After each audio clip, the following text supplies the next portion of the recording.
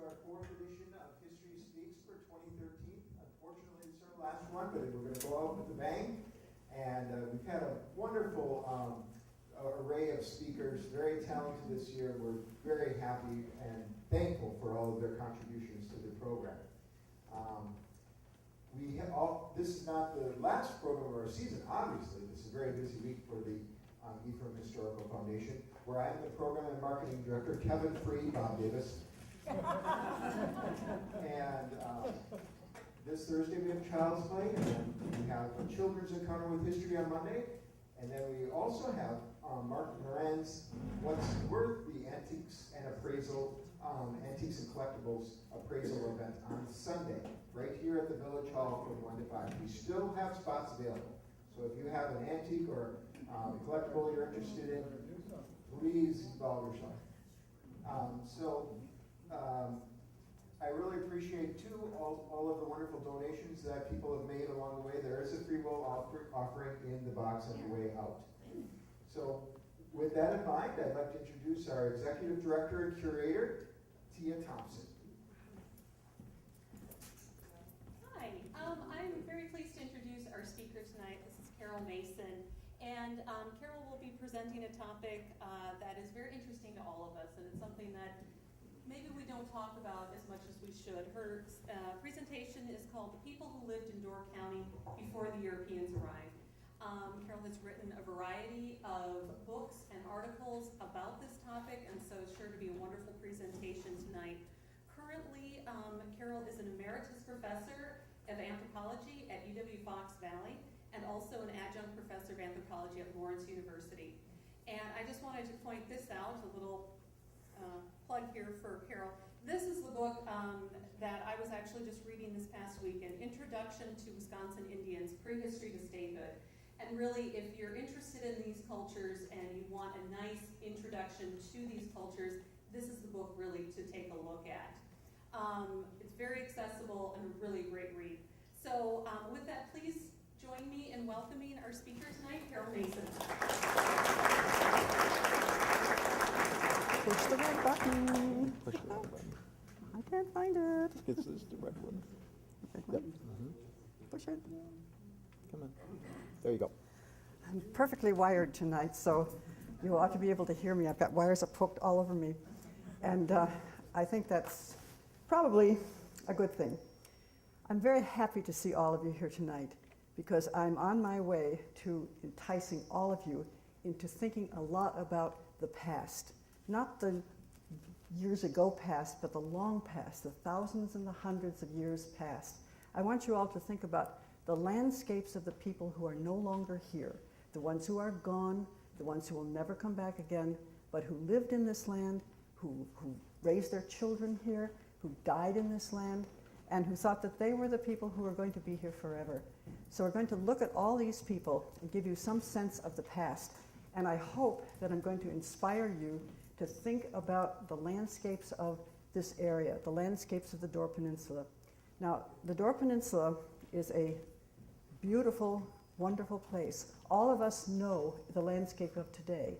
We think about it when we walk around in the woods. We think about it when we see the trees. We think about it when we walk by the water.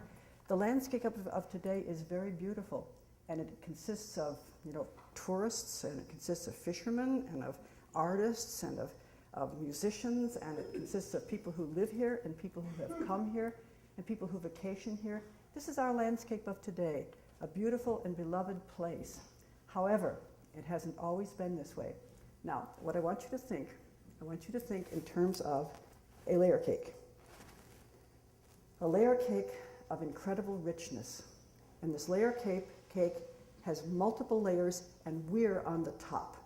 If you start to go back down through the layer cake, and you ultimately arrive at the very bottom, you're going to pass through the times that people were here, people who are now gone. And we're going to begin with the earliest people. Now, let's think about these earliest people. The earliest people who came here were not what we call modern people. They were not the peoples of, say, the Potawatomis or the Menominees or the Winnebago or people of that kind. They're people who have no identification that we know of. They were here, and they're gone, but we know something about them. And what I'd like to do is to give you some idea of what that landscape was when these people were here. The first thing you have to remember is that this was a geological landscape, a landscape of geology. And when you think about it, think of it in terms of the lakes. The lakes haven't always been here the way they are now. They were not here a long time ago. 10,000 years ago, this was ice. We would be under ice. And you and I think about glaciers from having perhaps seen Glacier National Monument, National Park, excuse me, where the glaciers are perfectly beautiful and clean and look like blue ice. But long ago, 10,000 years ago, when the glaciers were here, they probably weren't beautiful.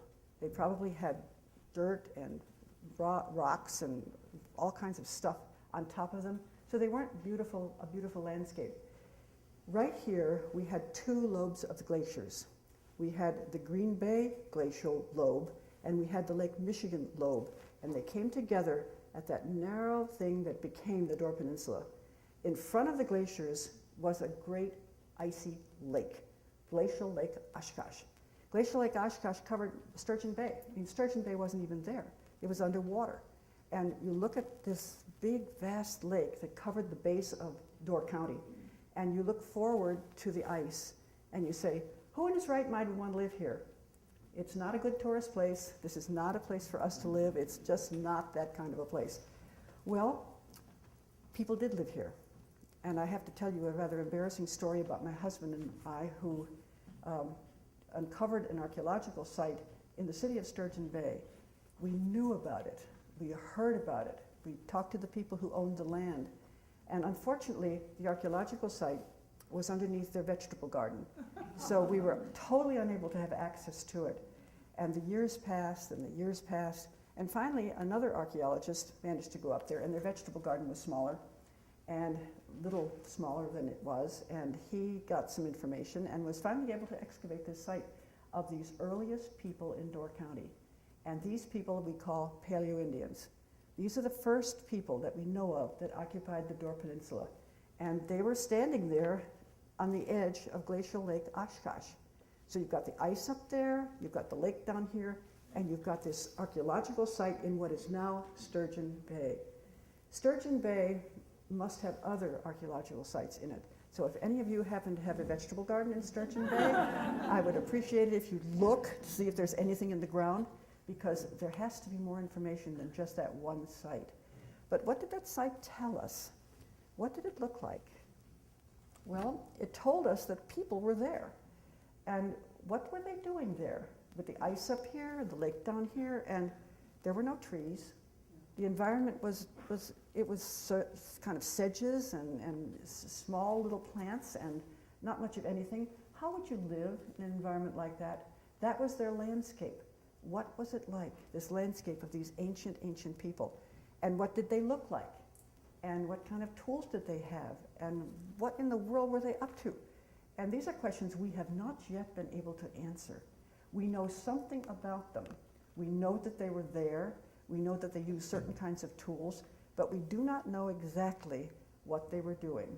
Now, I imagine, and I have to imagine because I haven't any evidence, that they looked like Eskimos, that they were wearing fur costumes, and probably not, well, maybe they weren't fur, maybe they were skin. But they had to have been warm, otherwise these people would have been freezing, because there was the ice here and the glacial lake here, and they were on the edge of this glacial lake. What were they eating? There weren't any deer. There weren't any rabbits. There wasn't much of anything. But there was, in the south of Wisconsin, there was evidence that they were eating elephants, mammoths. But how many mammoths do you think there were in Door County? Not many, but there might be one. So if you have, again, you're turning over the ground somewhere, you find great big bones, let me know. The kind of creature that they were living off of, and this again is supposition, is caribou. I think there were plenty of caribou, and they were there on the caribou trail. Now we know from people who live in the Arctic how they hunt caribou. They camp where the caribou come through. And I think these people were camped there, and as the caribou came through, they were hunting them.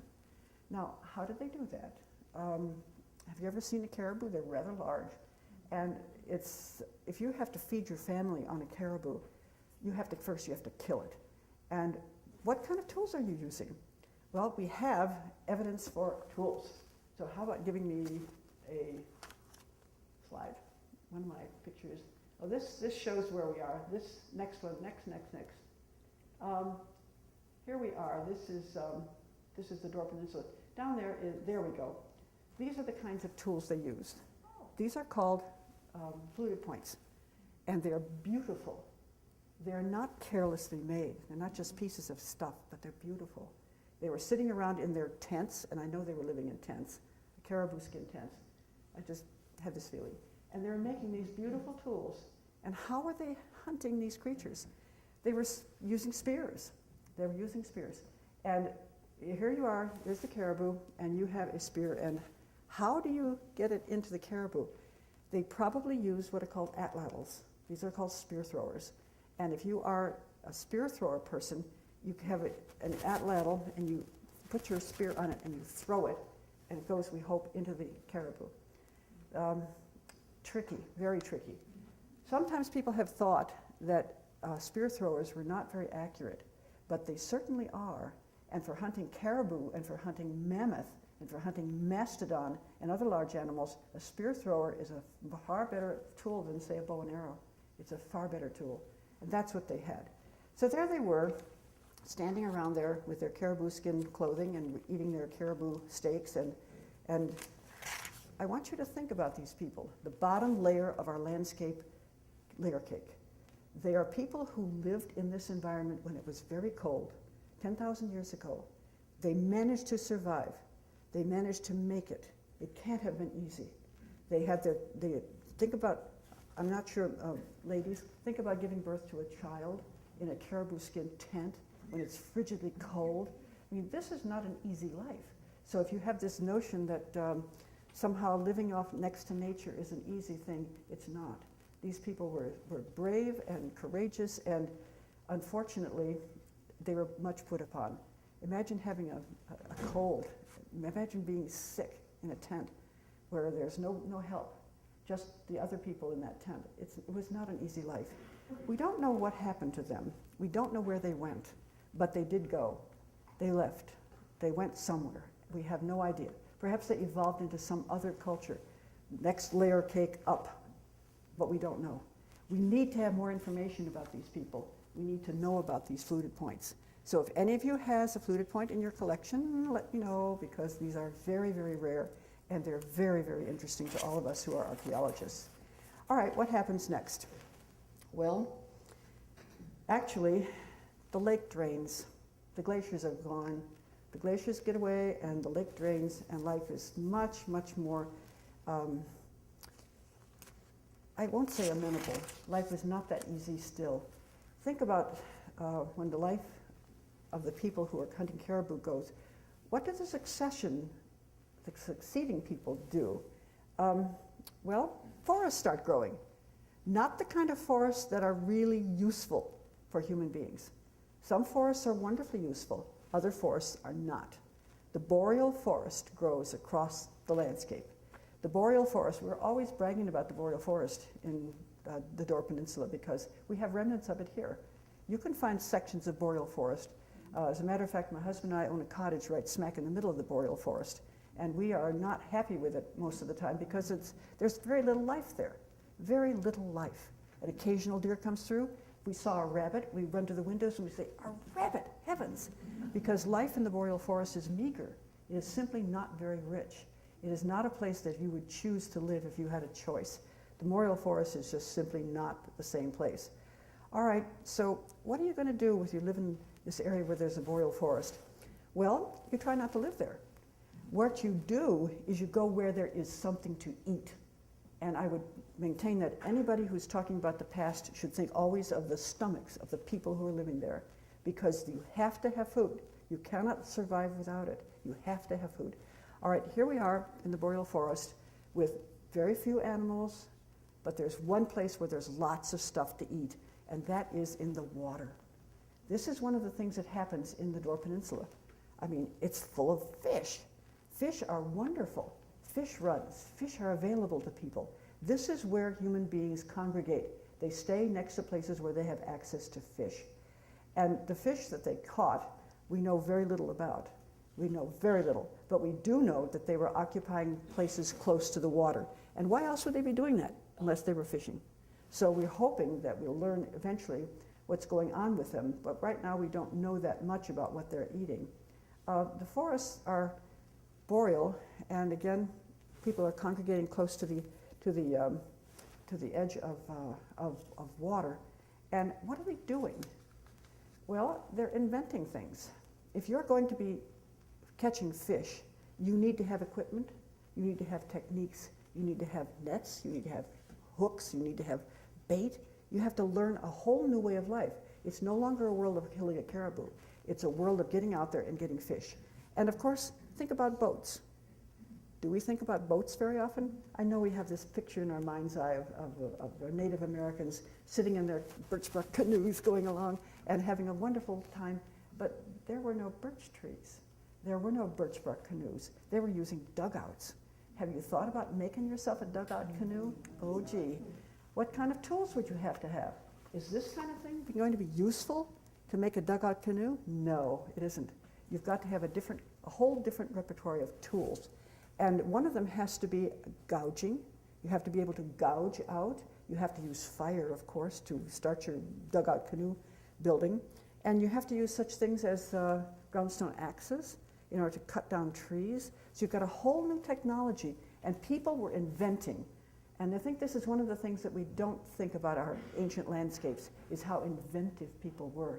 They, of necessity, had to create all these wonderful things. And then one of the things that we know that happened is that people in this area, not exactly in the Door Peninsula, but in northern Wisconsin, learned to make things out of metal. Now, this is one of the earliest places in the world where metalworking occurs. It's incredible. The metalworking of Wisconsin and adjacent areas is something that people celebrate because it's so early, incredibly early. Thousands of years ago, they were working metal, and most of it was cold worked, and some of it was heated. We know they were doing some annealing, but most of it was cold working, and they were using drift copper, and they produced these magnificent, wonderful copper tools. We know these people were making these copper tools. We don't know what the rest of their lives were like. We have very little evidence about their lifeway, what kind of houses they lived in, what kind of families they had. We know very little about them, but we do know about their tools. And their tools tend to be clustered along waterways. And one of the great areas is along Lake Michigan. So were they using these copper tools for killing sturgeon? Very likely. Now, could you give me the next slide and see? There they are. Well, look at these wonderful tools. These are all made of copper. And some of them are very heavy. But see how they're hafted? The way they're hafted is the tang is folded around a spear, and then you can use it to spear fish. And the curious thing is that the shape of this tang is the same shape that you find in other parts of the world where people are using metal tools to catch fish. Some of these other tools, of course, were perhaps not used for fish. We're not sure what they were used for, but they're made out of copper. Wonderful float copper that's available in this area. All right, stay close to the shore and fish. The lakes support all kinds of life. And then what happens eventually is that the boreal forest disappears and we get a new forest. This new forest that comes in is in fact a forest of oak. And when the forest of oak grows, what comes off of oak trees? Acorns. Have you all ever eaten any acorns? I have tasted acorns, various kinds, and when acorns are leached, they taste rather like a mixture of grape nuts and sour cream. And I'm not recommending them. But acorns are in fact edible, and people ate acorns, and they could eat them, and they were not the only ones who could eat them, because there's a vast number of herbivores that feed off acorns, what we call mast in the forest. So once you've got oak trees and other nut trees, you have animals living in the forest. You have deer, and the deer have come from the south, we presume, and deer are available for people. And so what do you do with all these deer? Well, you catch them, don't you? And this is the way of life of the new people. whether they were the same people that were making copper tools and catching fish, or whether they were different people. They were moving into the forest and developing another landscape way of life, using tools to catch deer, to catch small mammals. They had to compete with other animals, of course, compete with wolves, compete with all sorts of other creatures that fed on the deer. But luckily, the deer were very amazingly productive, thank goodness. So what was life like? People were fishing, people were hunting deer. Life was better, wasn't it? People were living in more substantial houses. We know in some parts of the state there are underground houses. There are some substantial houses in the Dore Peninsula that indicate that people were living year-round in rather substantial houses. And they had a life way of a rhythm that was certainly, I think, agreeable, because we understand it. They would spend part of the year on Lake Michigan, and then they'd spend the other part of the year on Green Bay. So just like the modern tourists, right? You know that when you cross the peninsula, you cross some sort of a line, and it's different on one side as opposed to the other. And they were taking advantage of this. They were taking advantage by moving from fishing grounds to hunting grounds, moving into the forest when they had to hunt, moving to the lake shore when they needed to fish.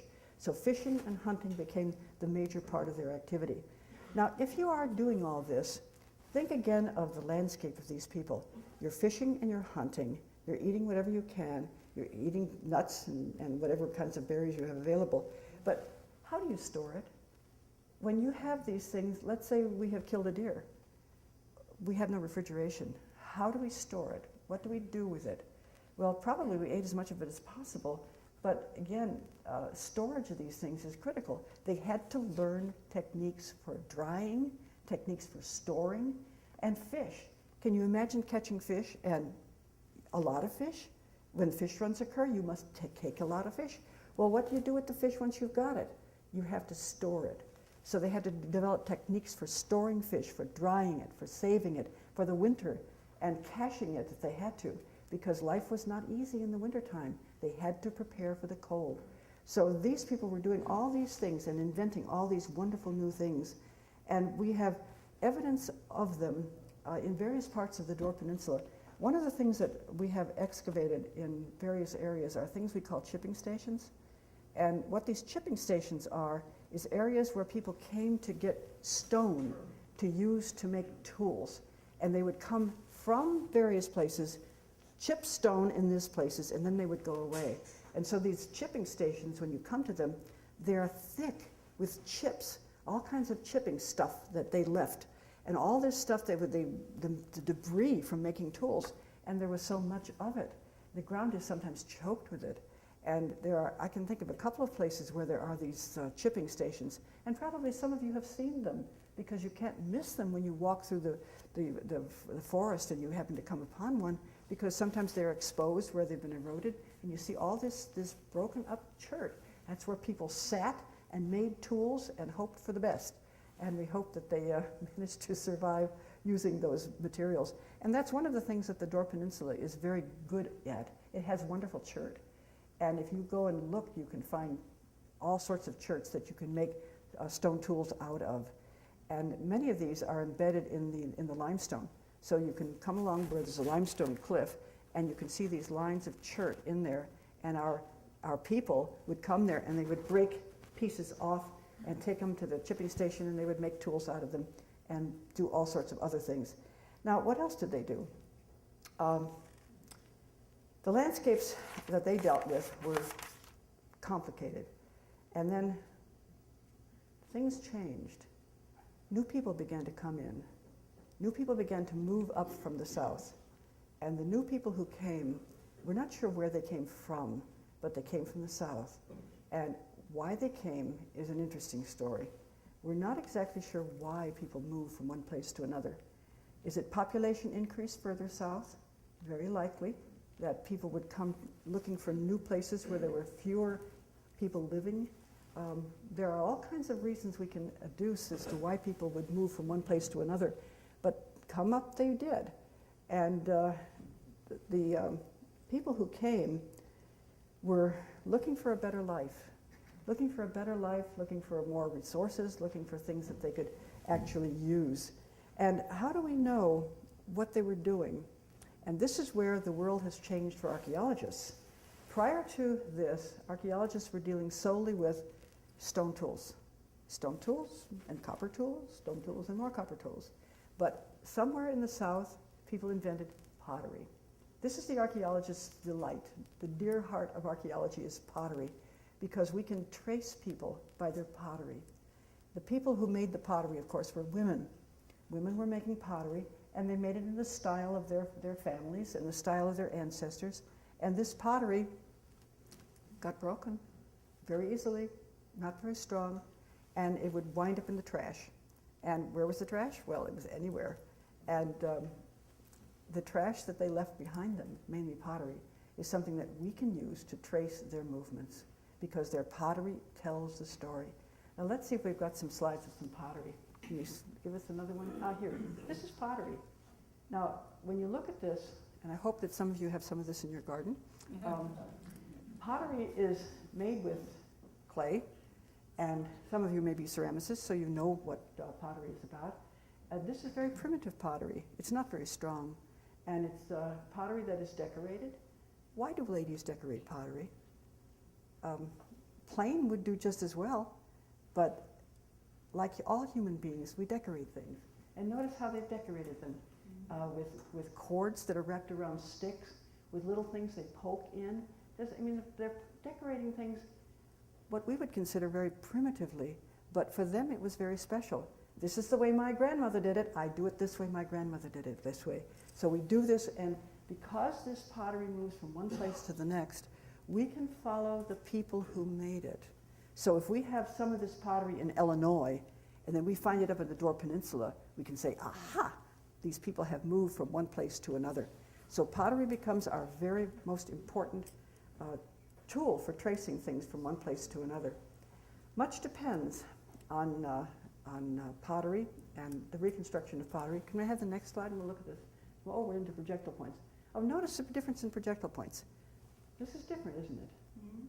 They no longer are making those beautiful long ones with the fluted points, but these have stems. These are different. And many of these are quite small, and these are probably getting to the point where maybe some of them might have been used for a bow, but we're not quite sure. But they are different. And again, these are things that we can trace, because again, the style goes along with the people. So if you are somebody who makes something in that style, then we can follow, if we find them, we can follow your movements by following the style. Very, very important. And pottery becomes the darling of archaeology. We just can't live without it. Now, when people move into the Dore Peninsula, when we get a new landscape of people moving here with this kind of stuff and with pottery, all of a sudden, we've got archaeological sites up to kazoo. You probably know some of these archaeological sites because there are lots of them. These are village sites. Whitefish Bay Dunes. If you've ever been to Whitefish Bay, that is a big, important archaeological site. Shanty Bay, that's another big, important archaeological site. Hines Creek, there's a big archaeological site at Hines Creek. They're all over the place, and archaeology, at Hibbard's Creek too. Hibbard's Creek is a rather big puzzle, because Hibbard's Creek should be a big, enormous archaeological site, but there's all sorts of cottages there, and it's really difficult to dig up people's backyards. So we haven't been able to do much with Hibbard's Creek, but we know something is there. There are other archaeological sites in this area on North Bay, on Portimore Straits.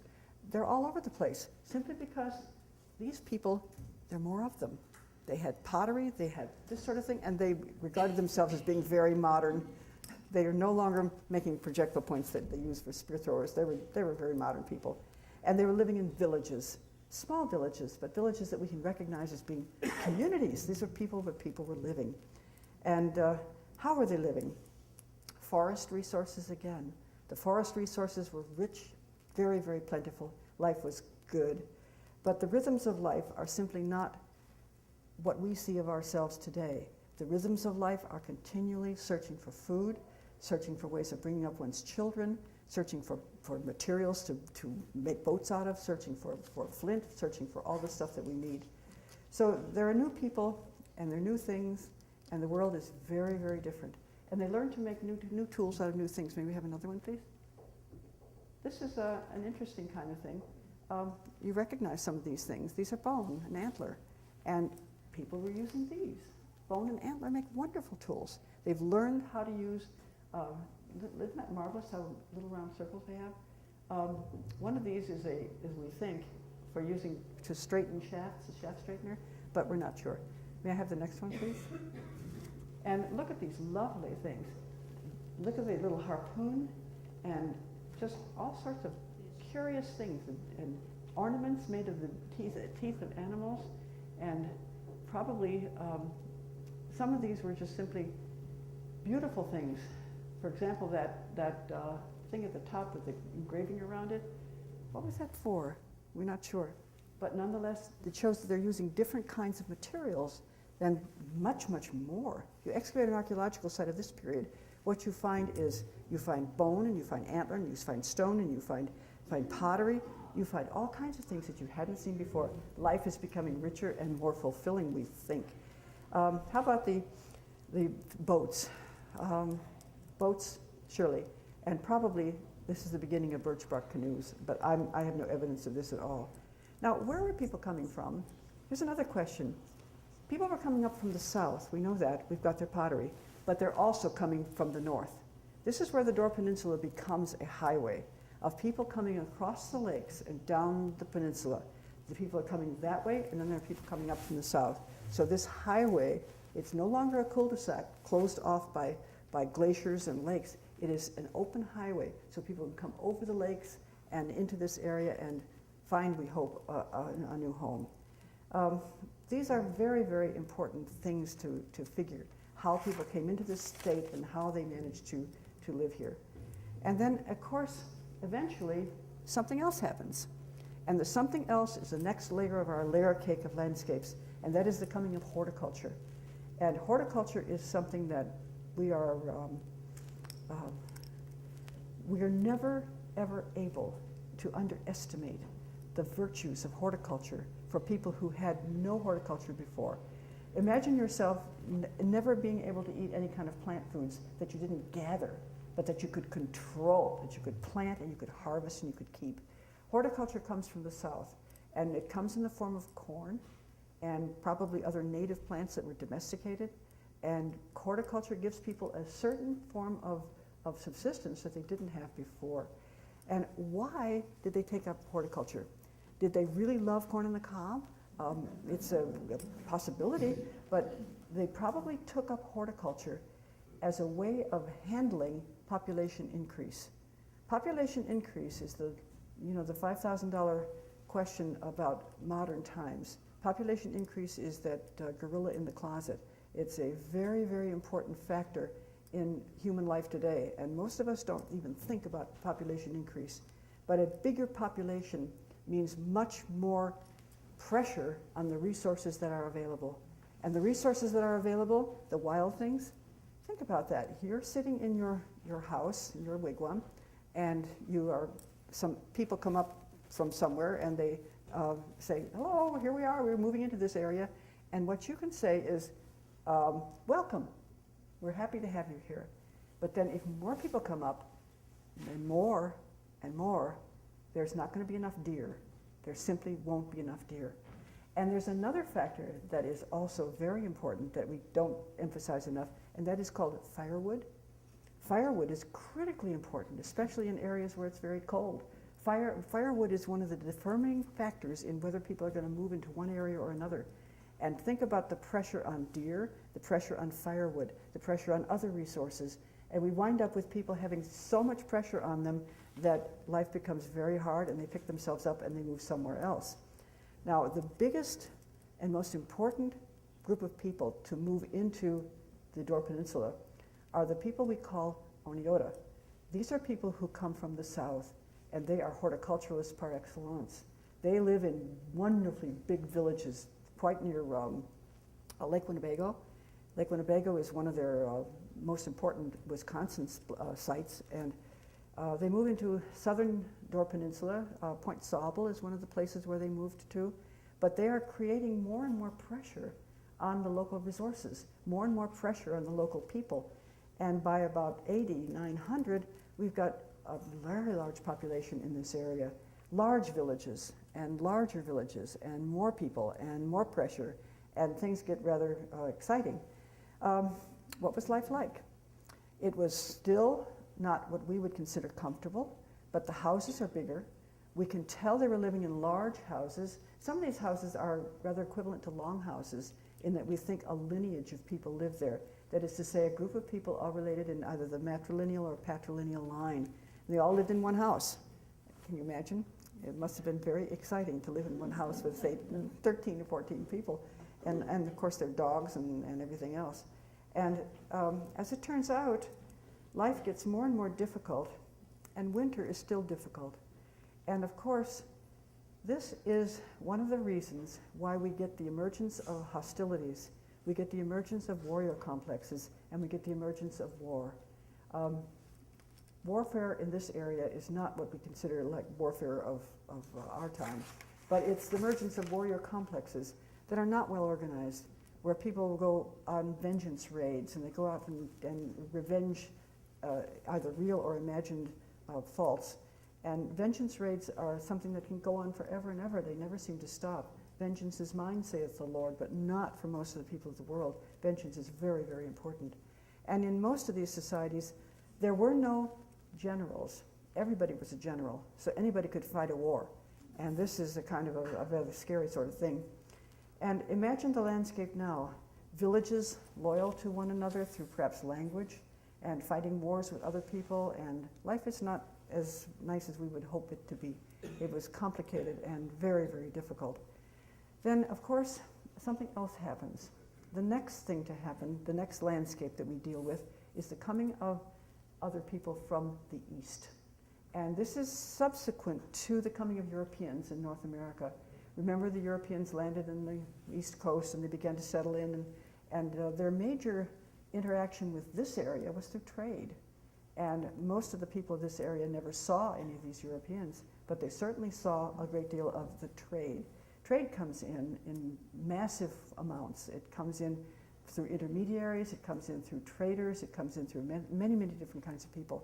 So we have trade coming in, and we have people being pushed from the East. We have more and more conflict, and we get just some of the most terrible conflicts that we can imagine, where we have these people fighting wars with each other, and it gets to be rather awful. So who comes into Wisconsin that we can identify? One of the groups of people that come in, of course, are the Potawatomi, and they occupy Rock Island, which is one of the big archaeological sites that my husband and I excavated a number of years ago. And there are a number of other sites of this period that I think perhaps you might be interested in knowing something about. One of them is a site in Door County called the Hansen site. And this site is a kind of microcosm of the difficulties of which people were struggling in those days. And the Hansen site was found as a result of a land movement.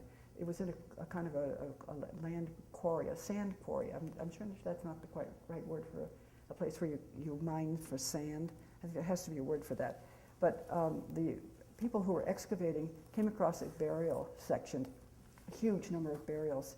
And the burials, they were smart enough to locate some archaeologists, and the state got involved, and these excavation occurred, and it was very exciting.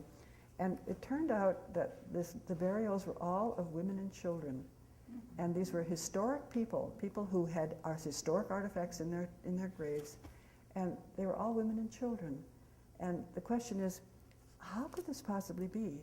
Is there a chance? What would explain the burial of women and children?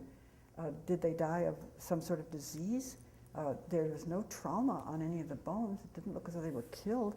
But what caused the deaths of so many to be buried in such a place? And can you imagine the awful feeling of their male relatives who had to bury their women and children all together? It was just horrible. But this is what we find out, that life was not easy. It was not the kind of thing that you associate with the noble savage out there in the wilderness. It was a difficult world, and it was a tribute to the people who spent their lives there and did so much and did so well. It's a tribute to their invention and their courage and the things that they did. And let's see, we got another slide? What have we got next? Let's see, we've got more bone tools, and let's see, let's do the next one. More pottery. Some of this is really pretty nice. Let's go on to the next one. More pottery. These are things that these people used, and more pottery. And this is a whole one. It's not actually a whole one, it's pieced together from pieces, but it gives you some idea of what it looks like. Next. And more pottery. And finally, this is what we see today. This is our land. This is what our place looks like. And are we going to be the last layer on the layer cake? Who's going to come after us, and when will it happen? And we're not going to be here forever. All right, one more. And this is, again, another picture of what it looks like today. Now, I have time for questions. Anybody have any questions? Yes? Can you give us a rough idea of the time that you've been talking about in these different levels? Certainly. The first one, the first level, our Paleo-Indians were dealing with about 10,000 years ago. And then we move into the older archaic one, it's about 6,000 years ago. And then we move into more recent times, that they AD maybe, 500 BC, and then move into AD about, maybe 900 AD, and there we are. And then historic times in the 16th century and 17th century. Yes? Wild rice. Wild rice. Oh, now there's an interesting subject. Wild rice is a wonderful, wonderful food.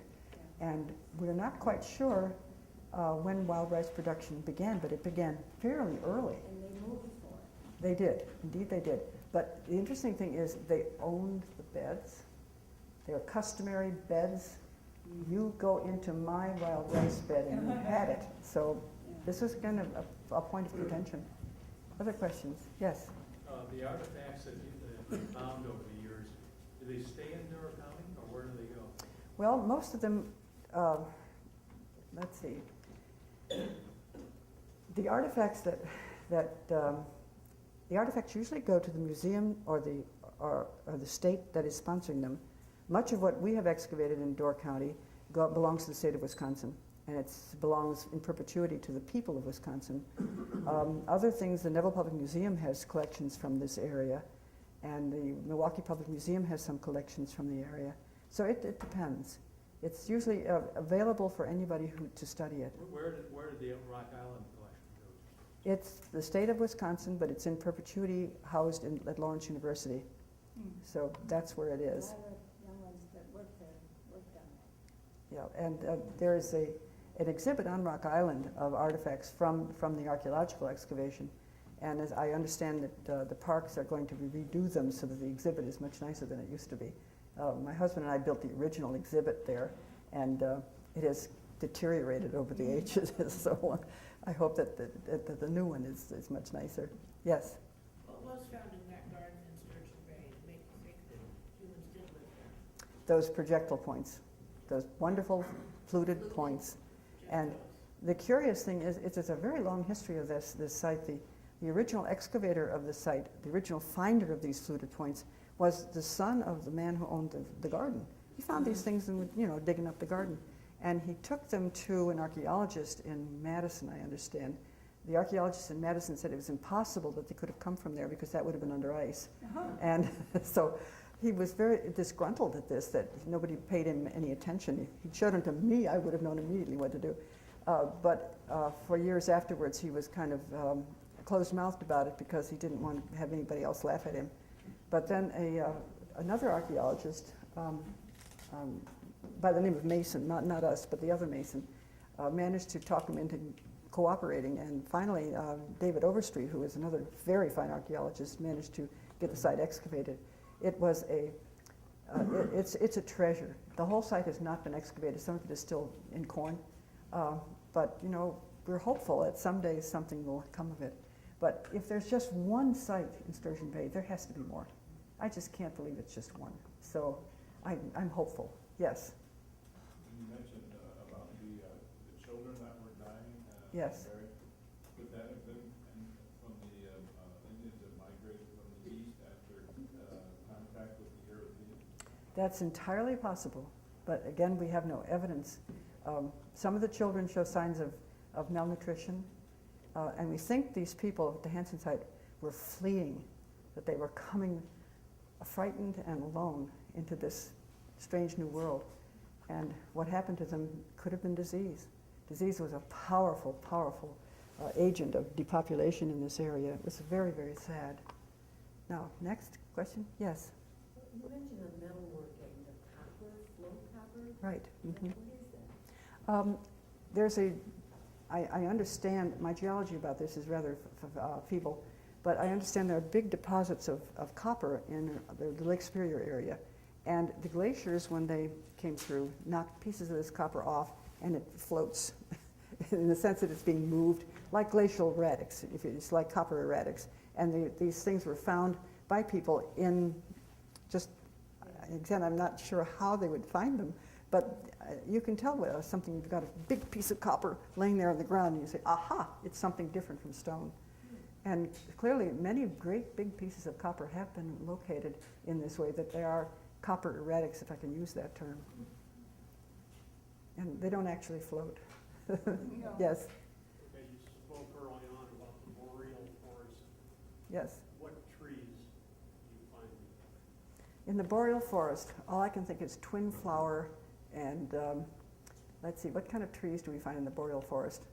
Rather small trees, trees that are not entirely exciting. Lots of evergreens, dense evergreens, and I don't think they get to be really big, but I'm not sure, not being a botanist, but I know it's mostly an evergreen forest and not very tasty. But I think deer eat some of the evergreens, mostly ornamental ones. Yes? You're just eating caribou, you're missing a lot of vitamins. Yes. Interestingly enough, who was it I was just reading? Samuel de Champlain, when he moved into Quebec, coming up the St. Lawrence River, had a lot of trouble with scurvy. And it turns out that if you eat fresh meat contains antiscorbutic, is that the proper term? You don't get scurvy if you eat fresh meat. And Champlain was astonished at this because he thought you had to have, lemons or whatever. But if you have fresh meat, that's one thing. So what other vitamin deficiencies could one get by a diet of caribou? Certainly look at people like the Eskimos who have been living off of meat and fish rather exclusively, and I don't think they have vitamin deficiencies of any kind. But again, I don't know. It's really interesting to think about. Other questions? Yes? Do you have any evidence of use of fire? Use of which? Fire. Oh, yes, yes. And what about the average life expectancy? Oh, that's a hard question. Yeah. If you were a man and you passed through the age of being a warrior, you could live to be an elder. If you were a woman and you didn't die in childbirth, and you could pass through the years of childbearing, you could live to be an elder. You could be, in your aged. And I'm not sure how aged one could get, but you could be old. But the real critical place is childbirth and being a warrior. And life expectancy for those people was not very high. But again, if you could get through that, you were okay. You could manage. Yes? Did the Eastern tribes actually come here prior to the Europeans settling in the eastern part of the United States, or was it in response to them, and they were being forced to move? Well, that's a very, very complicated question. I don't think that the Eastern tribes moved substantially into this area until after European contact. But there is no question but that there was a great population in the East, and there was a great deal of interaction that was not what you might call pleasant.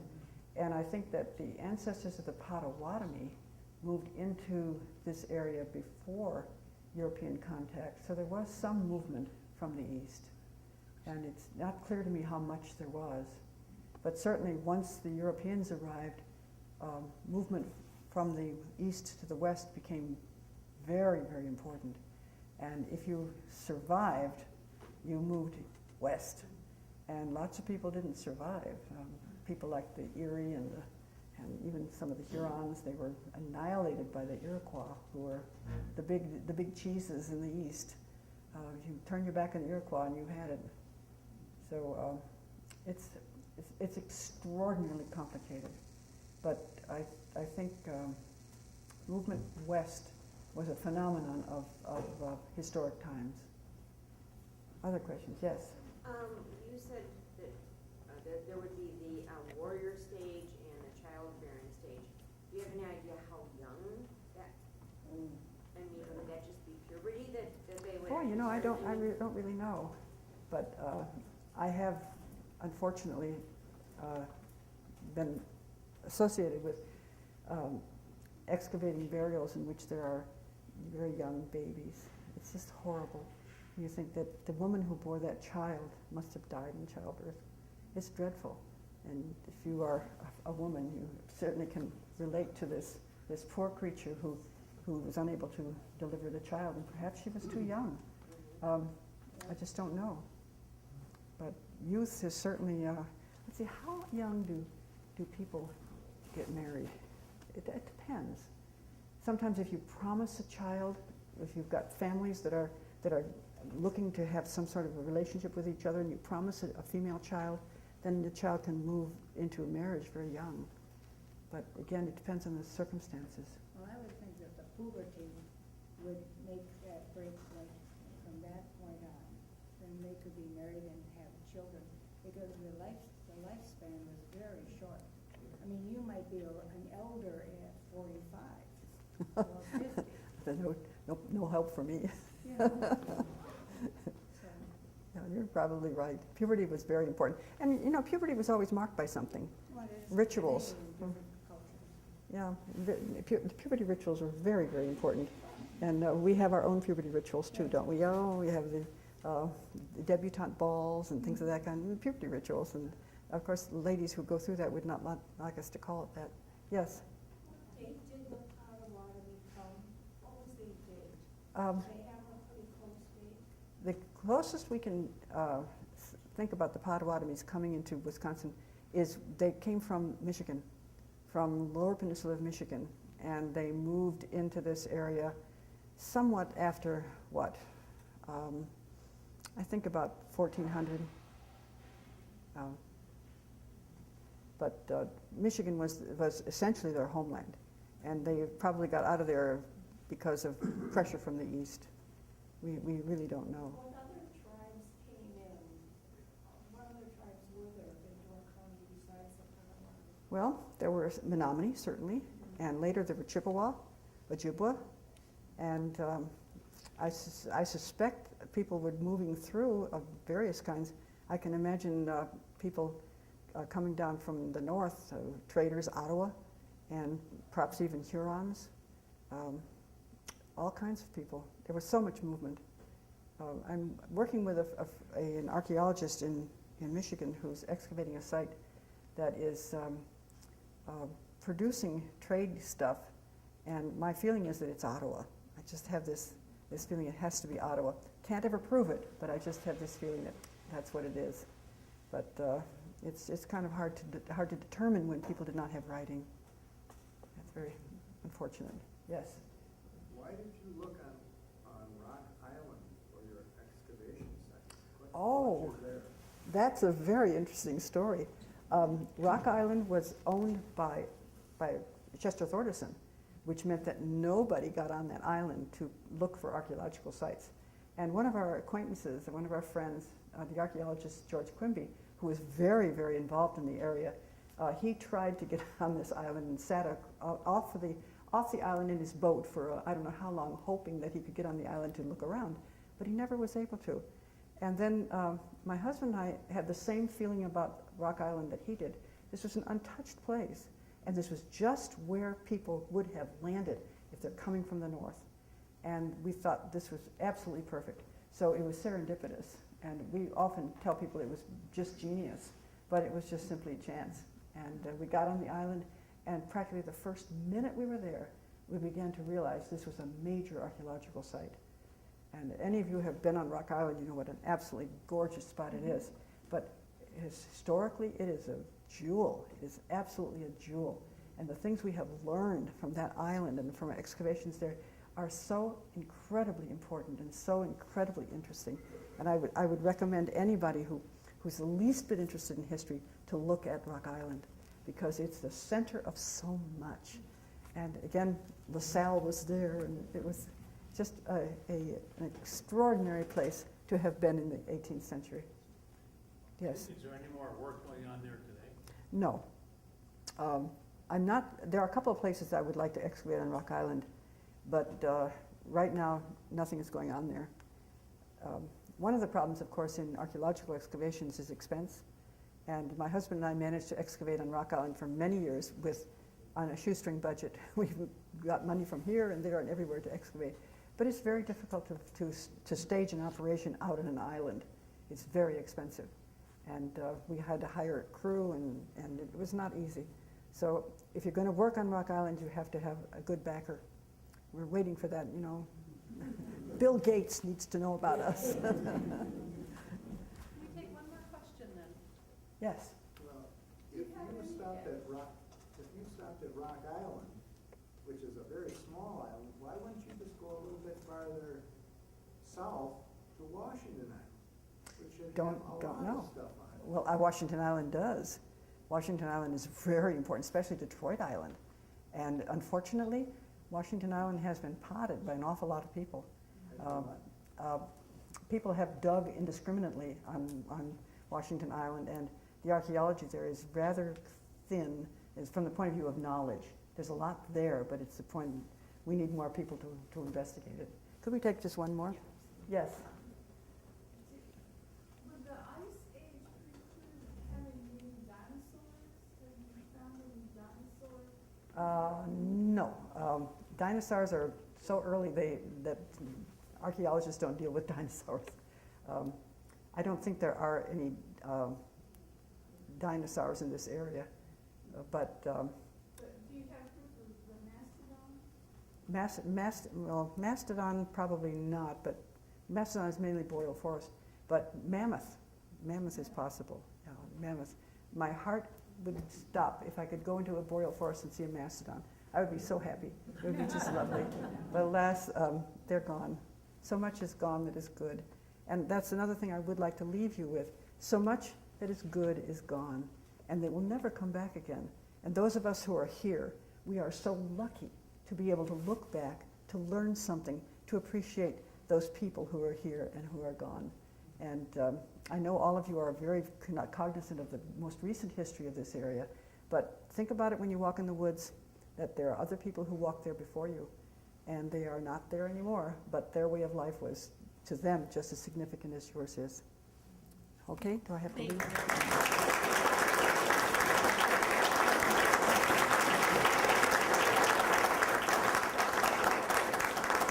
just want to quick add something else. We have another guest here. Carol's husband is here. Ronald, if you could stand up and just wave. The two of them have done a lot of excavating.